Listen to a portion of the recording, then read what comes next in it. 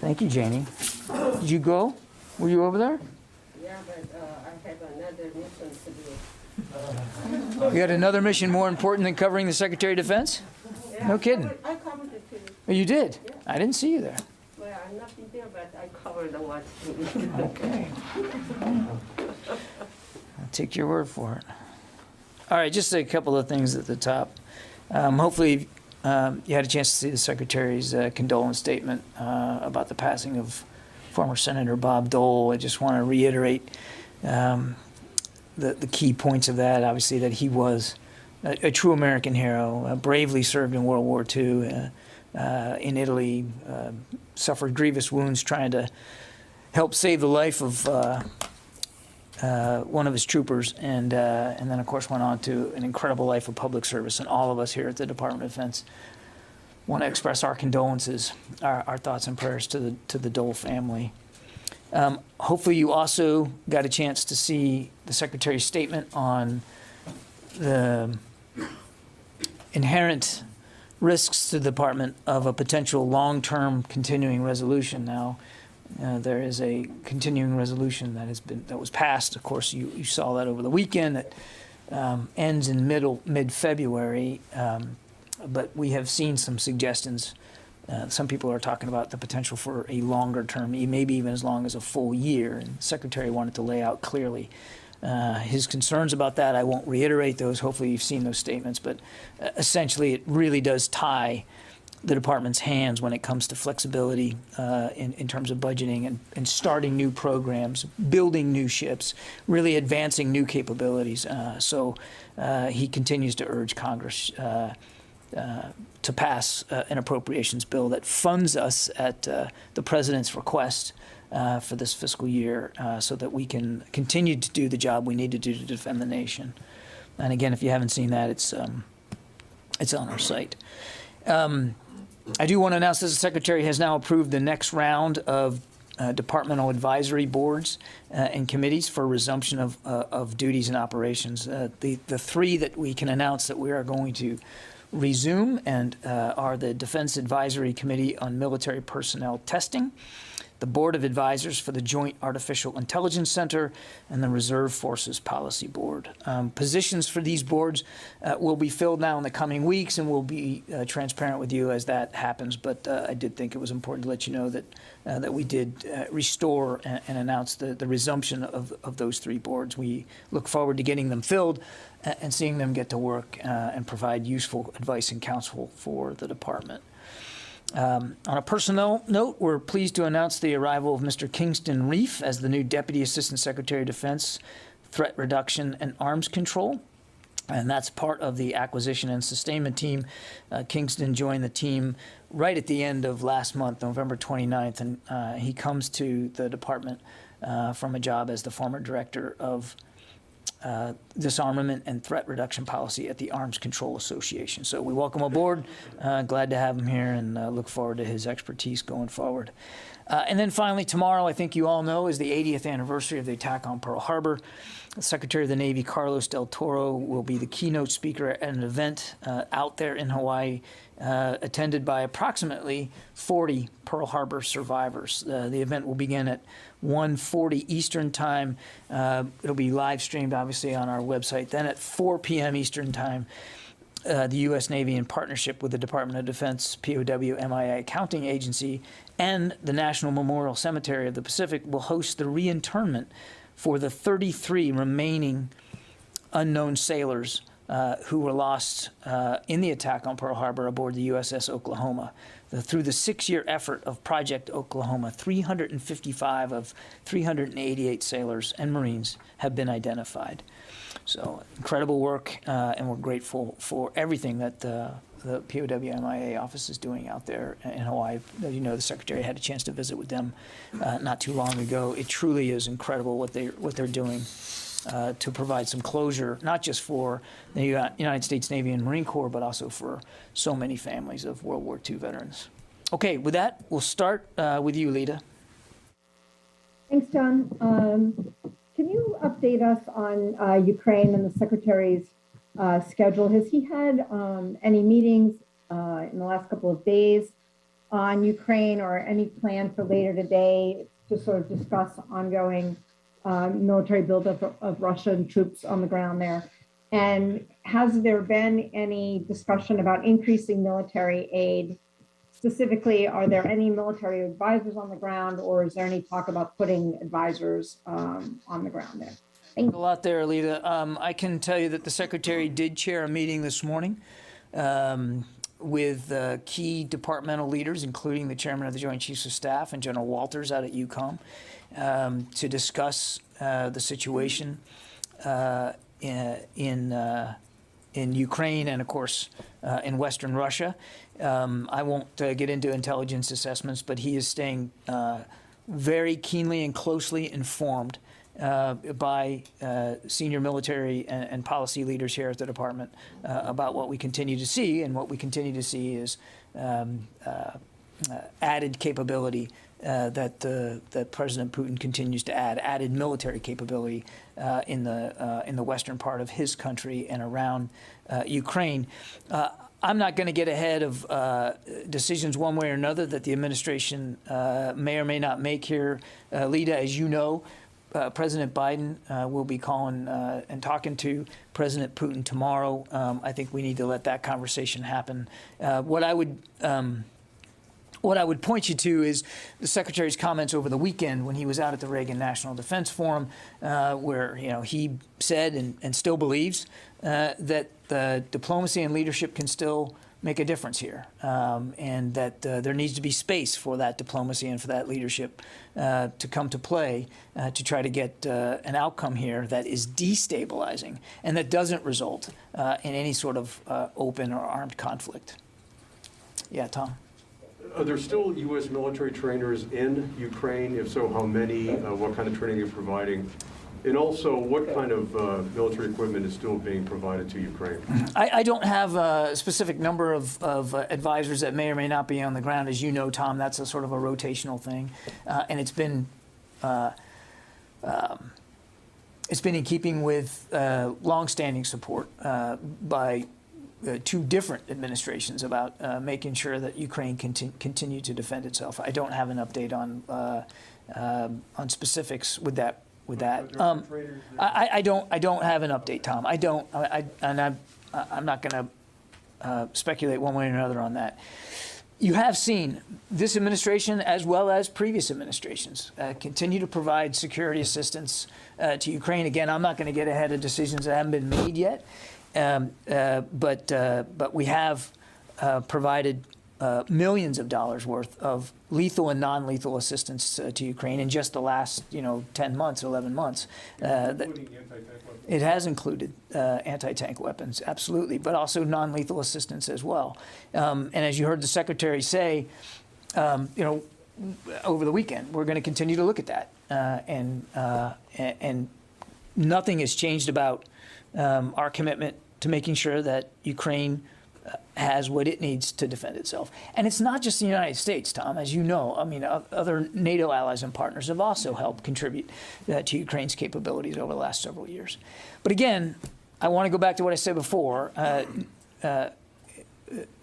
We don't believe that conflict is inevitable here, and that there is time and space, and there's room for diplomacy here to reach the best possible outcome.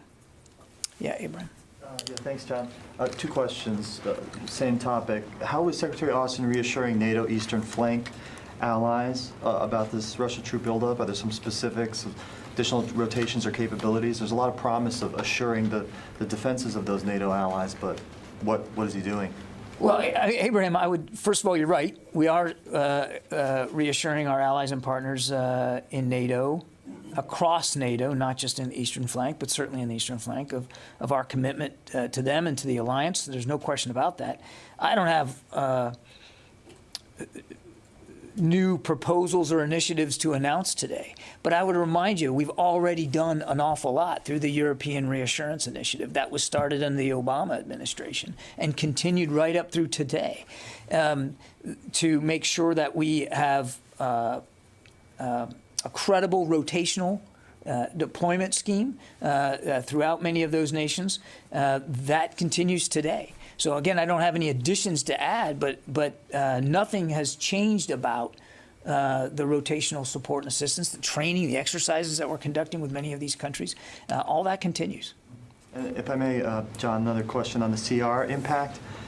Can you talk about how that might impact research and development, especially in hypersonics, if there's a year-long continuing resolution? Yeah, the Secretary does believe that it will have an impact on our research and development programs. I think we submitted with this budget the largest ever request for R&D, for science and technology R&D. And not being able to start those initiatives will definitely have an impact, not just on hypersonics. And I understand the interest in hypersonics, but it goes beyond that. You've heard the Secretary talk about integrated deterrence and making sure we have, and he talked about this on Saturday, and making sure we have the technology in place to better defend this nation against threats such as the kinds of threats that could emanate from places like Russia and China. And when you can't start new programs, when you can't begin to, you don't have that money to spend on that sort of investment, it absolutely will affect your ability, your capabilities going forward. You had another question, though, that I missed on this. Okay. Let me go back to the phones here. Louis Martinez. Hi, Jen. Thanks for taking the question. With regards to Ukraine, yeah, I know you said you have nothing to announce at this time, but does that mean that there's been some planning or some consideration about additional aid packages to Ukraine? And also, over the weekend, there were some claims made by the Russian Ministry of Defense about some intercepts that may have gone maybe a little too dangerous. If you have any comment on that, thank you. On the first one, I'm just not going to get ahead of decisions and options that the president is going to consider. So I don't want you to read more or less into that, Louis. I'm not trying to signal that something's in the offing. Back to my answer to Tom. I mean, we have provided tens of millions of dollars just in the last year, less than a year, to assist Ukraine in their self-defense capability. And as the Secretary himself said, we're going to constantly review that and look at that and make whatever appropriate recommendations are going forward. But I'm not going to get ahead of the president or the administration on this. And then on your second question about the intercepts, I did see some comments made by Russian authorities about an intercept, and I think you probably saw European Command has already addressed this. This particular incident they were talking about had to do with risk to a civilian airliner from U.S. military aircraft. There was no such risk. There was no such unsafe or unprofessional interaction, certainly not by the United States military. It was a matter that was simply resolved by common sense and routine air traffic control procedures, getting two aircraft that were at the same altitude to not fly at the same altitude. And this happens, thousands of times all over the world in all manner of different circumstances. So our Russian friends were speaking a bit hyperbolically about an incident that actually didn't occur. Janie. Thank you, John. And last week, the United States in ROK Defense Secretary meeting in South Korea, that Secretary Austin. Yes, I was there. Yeah. I remember. Yeah. So, you makes me interrupt. Secretary Austin noticed that in the Pacific region is a top priority for the U.S. Department of Defense. Yeah. And South Korea is aware that the United States in the Pacific strategy is primarily aimed at containing China. That's South Korea said that. So, therefore, South Korea Moon Jae-in government is still reluctant to join in the Pacific and the Quad concepts of China. What is your comment? So there's a lot there. I mean, first of all, our approach to the Indo-Pacific is not about containing China or any other nation. it is about, frankly, dealing with the continued challenges to a free and open Indo-Pacific that we see mounted by China. The coercion of their neighbors, economic aggressiveness, as well as maritime aggressiveness, particularly in the South China Sea.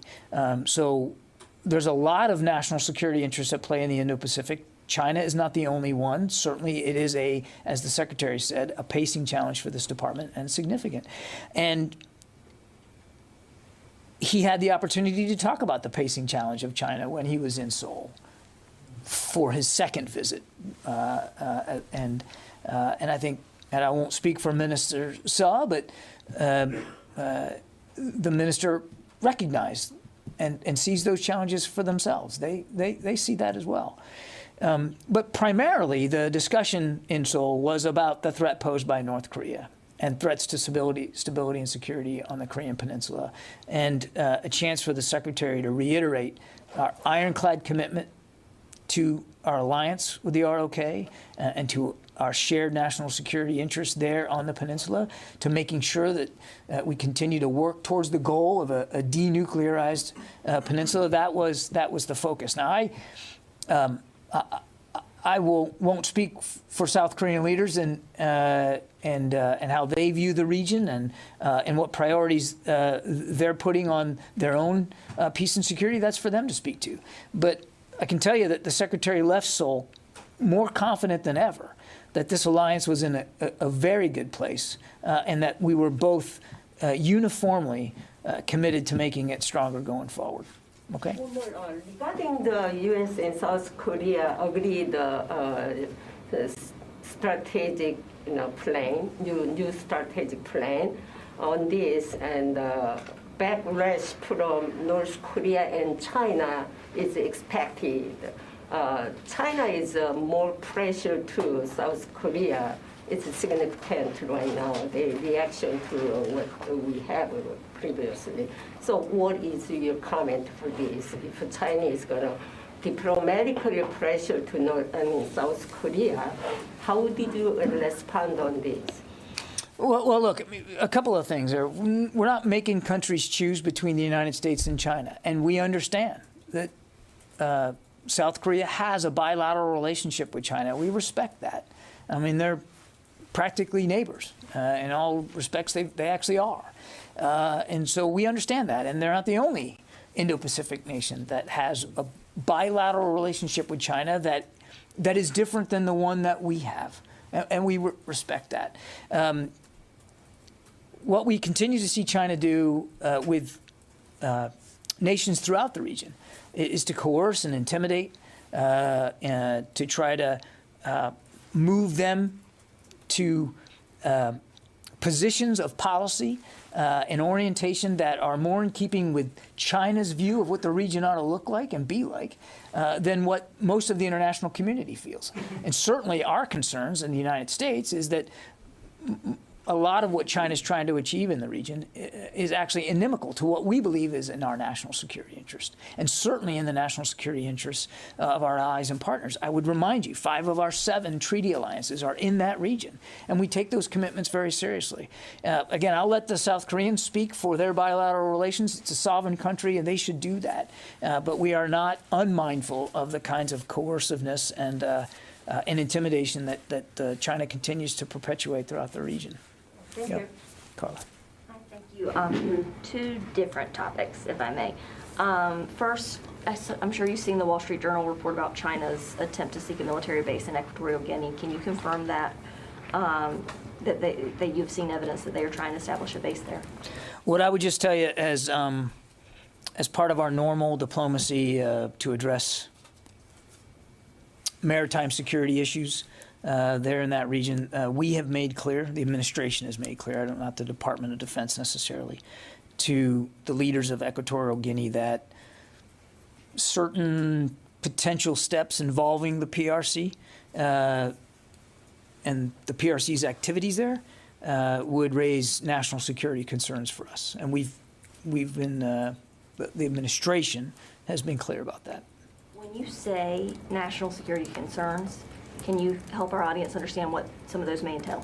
Well, look, again, China's, just like we were talking about in the Pacific, in Africa, they continue to try to coerce behavior out of many African nations and try to intimidate, use economic leverage to seek their own national security goals there, which do not contribute in the end run, we don't believe, to the betterment of security and stability there, and for the interests of many of these African nations. Now, obviously, look, these leaders these are sovereign nations, and we respect that they will have bilateral relations of their own. That's the way the system works.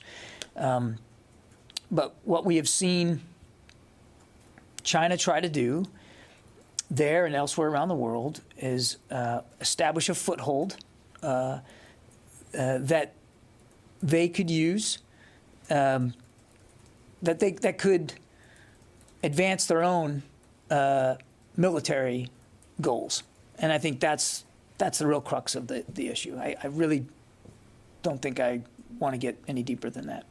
Okay, and then separately, the CR, the continuing resolution, included $4.3 billion for DoD to support Afghans on military bases. There's 34,000 that are still on these 7 bases. Can you help us understand what specifically that money can be used for, and if you have any sort of update on the timeline for finishing the process, could you share that? Yeah, I'll let Northcom speak to the specifics of how that money's going to be broken down. But I think, in general, Carla, this is about. Remember, the DoD mission here is to provide a safe and secure environment. It's basically housing them while they work through a process that we don't own, that belongs to DHS and the State Department. And so this money, and we're grateful for it, will allow us to continue that mission while we still have Afghans on military bases. I would tell you that over the weekend, and I can get you the exact numbers, I don't have them here handy, but we have now have fewer Afghans on military bases than ever before, and more now have processed out than we have waiting to get processed. So that work continues. I don't have an update. We have 7 bases that are doing this now, and I don't have a specific update or timeline to announce on when additional bases will no longer be used for that mission. Fort Lee, as you know, has halted their contributions to Operation Allies Welcome. There are still 7 bases doing it, and as we continue to see Afghans leave, that will certainly make it easier for us to no longer have to use those 7 bases and be able to close those missions down. I just don't have an update for you on the specifics of that. Thank you. Yeah. Just for my clarity, the 34,000 evacuee number, can we just determine if that's the final number after the reductions of this weekend, or if that was the number as of Friday? I might, if you give me a second here, I might just be able to, let's see here. Okay, Mike. I'm frozen. Oh, fantastic. I happen to be on the slide as well. You're a good man. Okay, so yeah, 34,000 in 7 locations. We have a capacity for 46,000, so obviously we're not meeting that. Did you want to break down by location, or? No, that's okay.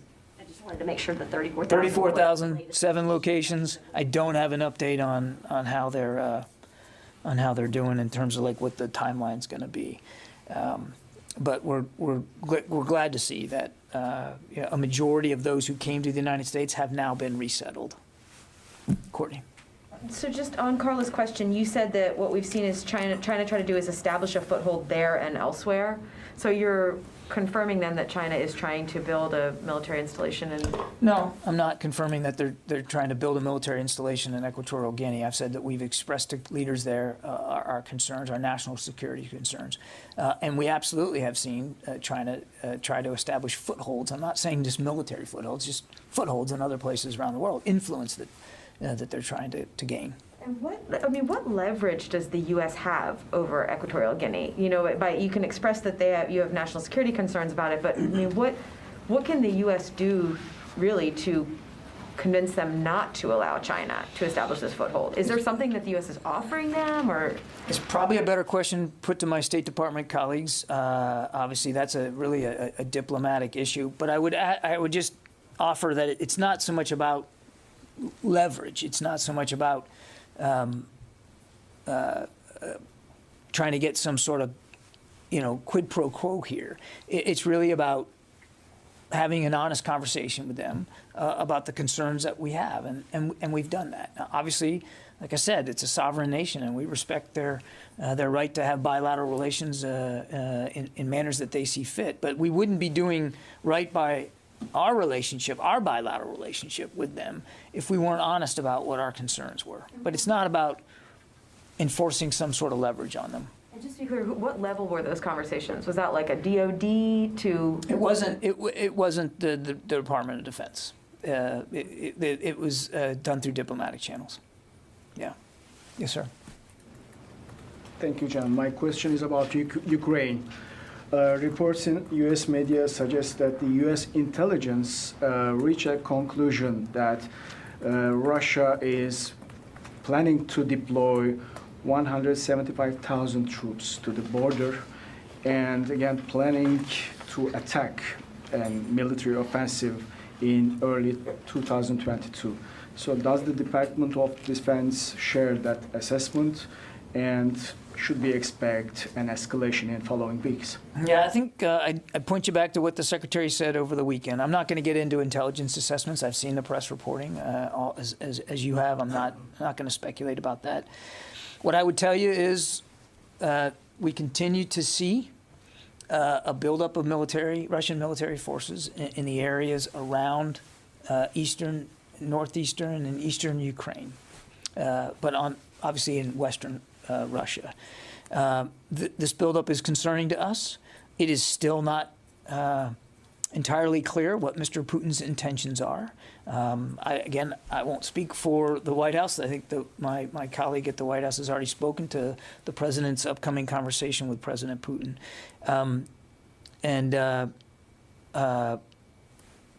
What we have done here at the department is continue to have conversations with our allies and partners about this situation, sharing with them what we can about what we're seeing, and making sure that they know that our commitment to NATO and to alliance priorities is simply not going to change. But again, I want to go back to what the Secretary said. There's room here for diplomacy. There's room here for leadership. There's no reason that this has to end up in some sort of conflict or incursion. And again, I won't get ahead of the President's conversation. Yeah, Warren. John, can you give any update or any more information on the Syria drone strike from Friday? DOD had said there was a senior al-Qaeda leader and planner that was killed. Can you identify him? And can you give an update on the investigation into civilian casualties? So what I can confirm is that a senior leader with Haras al-Din, which is an al-Qaeda affiliated group by the name of Musab Kinan, was the person targeted and killed in a kinetic strike by U.S. forces near Idlib on the 3rd of December. It was a strike conducted from an MQ-9 unmanned aircraft. The initial review of the strike did indicate the potential for possible civilian casualties. I don't have any updates for you on that. I would point you to CENTCOM for that. As you know, whenever there's a potential for that, they do their own investigation, and I certainly wouldn't get ahead of that. On your second question, what review are you talking about? That one, the investigation. On this one. Yeah, all I know is that they've launched a civilian casualty assessment report, which they have to do when they think there's a potential. And as far as I know, that's still ongoing. I don't know what the results might be. Tom. Hey, John, welcome back. Two questions. One on your opening statement in regard to Mr. Reef. Was his appointment, is that one of the positions that have to be confirmed by the Senate? No, that's a Deputy Assistant Secretary of Defense level. No. And my second question is, the French have confirmed that they're planning to sell Mirage jets to the UAE. UAE is also looking for F-35s. How does the Pentagon assess the relationship? Secretary Austin just was there. How does the Pentagon assess the relationship with the UAE in regards to arms sales and future deployment? Well, look, without getting into arms sales, that's really the purview of the State Department. We were just there, as you noted. The UAE is a tremendous partner for the United States in the region.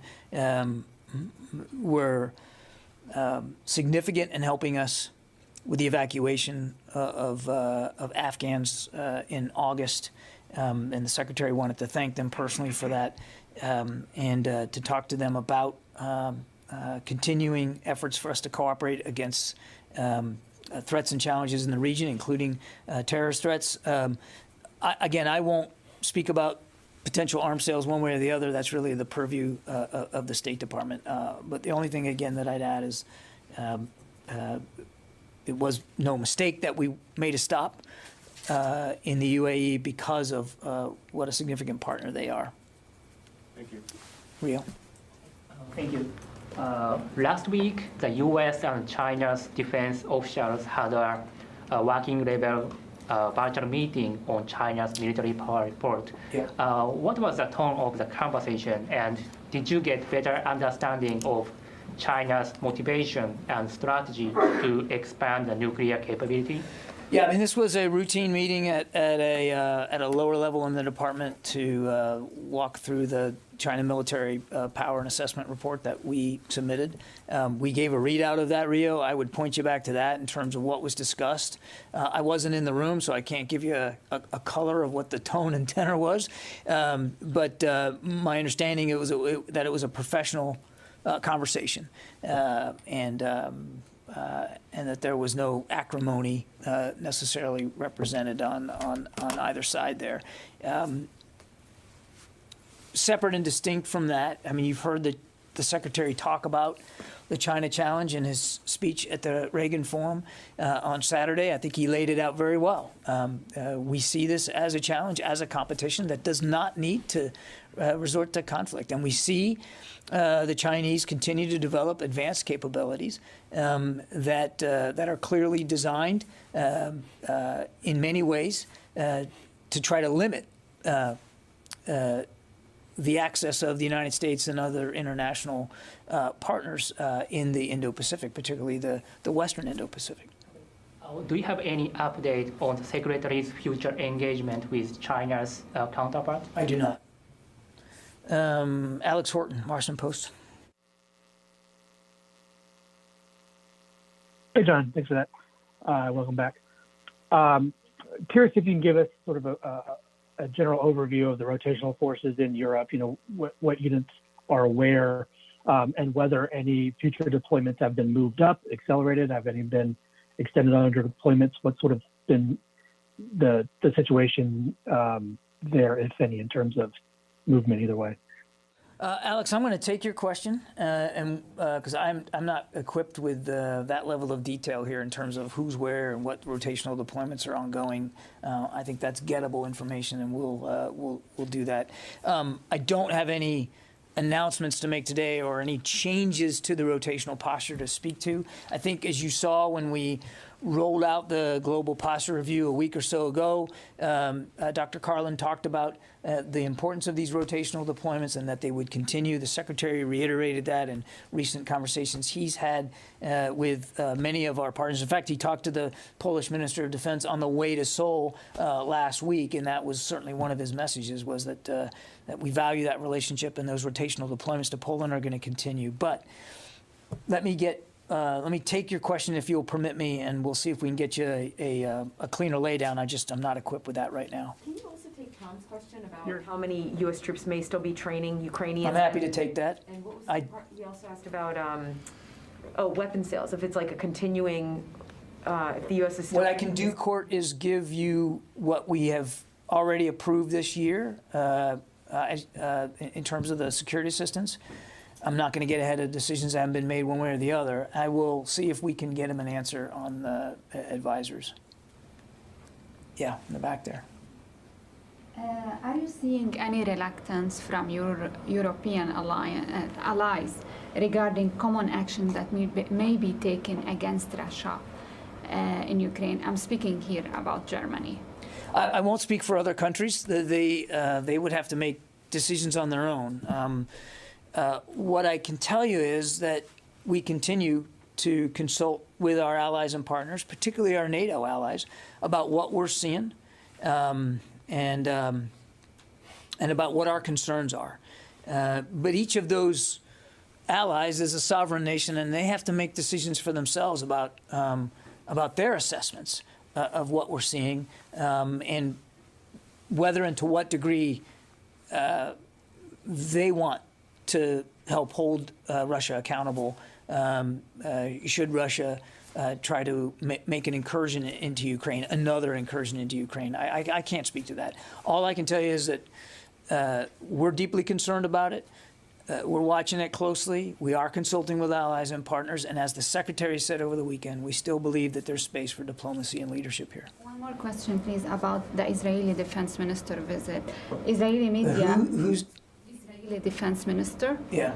Israeli media reported that the minister will urge the U.S. to carry military strikes on Iran and prepare a plan B in case the negotiations fail. How do you comment on that? Well, as you know, we are in the midst of negotiations to try to get our way, to find a way back to the Joint Comprehensive Plan of Action. That is really more for our National Security Council and our State Department colleagues to speak to rather than here at the Department of Defense. What the Secretary has made very clear is that no problem in the Middle East gets easier to solve with a nuclear-armed Iran, and that we continue to support here the efforts of our diplomats to find a way to return to the Iran deal. Now, our colleagues across the river there have already spoken to how things are going in Vienna. I'd point you to them as to how progress is occurring. The other thing that the Secretary has said, that separate and distinct from our desire to see a diplomatic return to the JCPOA, he has an obligation. We have an obligation to defend our interest in the Middle East, which means we have to continue to have a robust footprint there, and we do. We need to have a robust set of capabilities and operational concepts to use those resources, and we do. And the global posture review that we laid out a week or so ago stresses that, reiterates that would, obviously there are some changes that could occur over time, but in general, we believe that we are postured appropriately to defend our national security interests against a range of threats, to include those threats from Iran going forward. I certainly won't speak for our Israeli counterparts and what their intentions are one way or the other. And I think, well, the Secretary looks forward to meeting with Minister Gantz later in the week. We'll have an official announcement out relatively soon about that, but he's looking forward to that discussion. It'll be the first of several, the most recent of several that he has had with Minister Gantz since he became Secretary of Defense. On that table in case the negotiation... I'm simply not going to get into hypotheticals here. We have a responsibility here to protect our national security interests in the region, and we're going to continue to look at that. What the Secretary has said is he supports very much a diplomatic resolution to Iran's growing nuclear ambitions. And no problem in the Middle East gets easier to solve with a nuclear-armed Iran. Okay? Jim. John, the other day, at the Reagan Forum, the Secretary said that he was concerned about the public's drop in the approval rating of the U.S. military. And then he said he would like to study it as a first sort of iteration. Do you have any theories on why the public's perception of the U.S. military has fallen so much? Well, what he said was he wanted to spend more time with the survey. I mean, he had a chance to look at it briefly before going to the Reagan National Defense Forum, and I think you heard him say that certainly the numbers represented in that survey are not going in the direction he would like to see them in terms of trust and confidence. It's concerning. So I think he wants to take a little bit more time to look at it. I won't speculate for him about what's behind those numbers, but I would point you to what he talked about there was his interview with Brett Baer, that that we are an all volunteer force, and the men and women who serve in this department come from homes and families all over the country, and so the American public's perceptions of the United States military matters to us, not just from a recruiting perspective, although that's valid, but also from a representational perspective. And the trust and confidence in American people, we continue to believe is critically important to the institution. And just like it matters to us, it also makes us, we are not immune to the kinds of polarization that we see out in the American society. I mean, because we come from America, what's out there in our society affects us. It absolutely does. So I think he wants to spend a little bit more time and try to see if there's some wisdom he can glean from the survey. He obviously took it seriously when he had a chance to at least look at it briefly. The other thing he said is that if he believes that if the American people could see what he sees when he's out there with our troops, like he was in Seoul, like he was just a week or so ago on a minesweeper in Bahrain, if they could see what he sees in terms of what the troops are actually focused on, not the perceptions of what they're focused on, but what they're actually focused on, that he's confident the American people would be just as proud as he is of them, and just as confident in their capabilities. Jeff Schogel. Thank you very much. The 51st Stryker Brigade Combat Team with the Florida National Guard is currently in Ukraine. Are they allowed to follow their charges into combat? Jeff, I'm going to have to take your question. I have to confess to not having at my fingertips the deployment schedules of the Florida National Guard. So we'll see if we can take that question. We may end up referring you to the Florida National Guard or to the National Guard Bureau, Jeff, but you're going to have to excuse my ignorance on this one. Thank you. Is the U.S. also planting any anti-personnel mines between Belarus and Kaliningrad to protect the Slovakia gap? I know of no such plans, Jeff. Okay, I'll take one more. Yes, ma'am. And then to you, Megan. Thank you for taking my question. One of the fastest growing areas of the U.S. economy is in the area of space, and the ability for that to continue to grow is based on a viable defensive space, and that, of course, brings us back to the continuing resolution and what that impact might have on our well-educated service member population and the ability to continue being on the cutting edge of technology development. Can you speak to that? And then I have another question. I think I would point you to the Secretary's statement on the potential for a long-term CR. Remember, look, the CR now funds us through mid-February. And as Carla noted, there is some funds represented in there to help us with, Operation Allies Welcome. A CR is not the ideal way to fund the department. And I think everybody understands that. And what we're concerned about here, and you hopefully saw it in the Secretary's statement, is the potential for a long-term, maybe as long as a full year.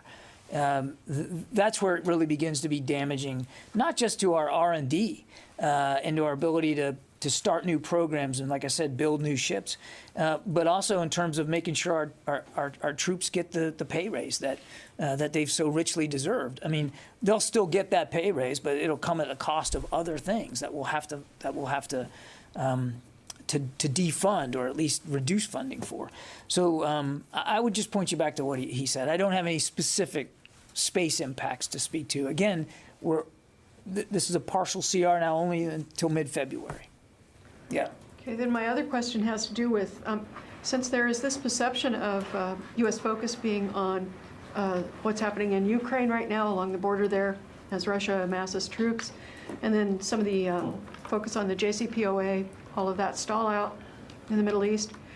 Has there been any diminution of focus or force posture in the Indo-Pacific, especially around Sea of Japan and all that area, the South No, South not at China all. Not at all. And I think, again, I'd point you back to the global posture review that we just recently released, which made clear that the Indo-Pacific is our priority region. The Secretary was just there and gave a pretty comprehensive set of remarks on Saturday about the China challenge specifically. We still are laser focused on that pacing challenge, and I don't see any diminution of that effort, that focus, and the application of resources to that challenge, given other challenges around the world. Look, we're a global power. We have global responsibilities, and it's not either or. It's not focus on the China challenge at the expense of all others. Again, I think if you go through the global posture review, you can see that. We're still investing in many places around the world. We're still applying resources. That's not just people and bases, but actual capabilities all over the world, and that's going to continue. We have global responsibilities that we have to meet. We can walk and chew gum at the same time. So another National Guard official is questioning the Pentagon's official narrative of what happened here on January 6th in terms of sending troops over to the Capitol to stop the insurrection. The DoD IG has said that everything was good to go. I know you don't speak for the IG, but is there any motivation here to review or further investigate how all of that happened to sort of close the gap between what the DC Guard is saying and what the Army / the Pentagon has been saying about how that went? No, there'll be no such effort. All right, one more thing. The Secretary last week gave the military departments today as a deadline to publish their policies for how they're going to enforce vaccines for National Guard and for the Ready Reserve. Did those policies have to be sent up to OSD for any sort of approval or discussion, or did this Secretary read about them before the services? No, he's been well informed by the service secretaries, the military departments about how they're executing on the mandatory vaccine. So specifically for how they're going to enforce the National Guard and the Ready Reserve, have they? Let me take that particular question. Okay. Because again, the deadline for their publication is supposed to be today. Okay, let me take that question. I wasn't tracking the Reserve National Guard piece, so let me ask. Okay, all right. Jeff Shogu's question about the advisors, he also asked if they're permitted to follow the people they're training to the front, and you didn't address that part of it. I'm not going to... I mean, are they permitted to do that, is the question. Not willing to do that, but are they permitted to do that? Yeah, I took the question. I'm going to leave it at that, Tom. But to the larger point here, there's no reason for this to come to blows. There's no reason for this to become a conflict. As the Secretary said, there's still space for diplomacy and leadership. I understand and appreciate the way of asking that question to try to get me to speculate on whether or not we're going to get involved or not. I mean, but no, Tom, I'm not talking about from you. I'm talking about the way it was first posed. So I'll take the question. I'll find out, or we'll send them to the National Guard Bureau to get an answer to that. I'm not informed about the Florida National Guard's deployment schedule. But as the Secretary has said and said many times over the weekend, there's still space and time for diplomacy and leadership. There's no reason for this to devolve into armed conflict. And what we will continue to do, and what we have done in Ukraine, is help Ukraine defend itself, to help them with self-defense capabilities. And that effort continues. And again, I won't speculate about future decisions, but we've been very clear about that. Okay, thanks everybody.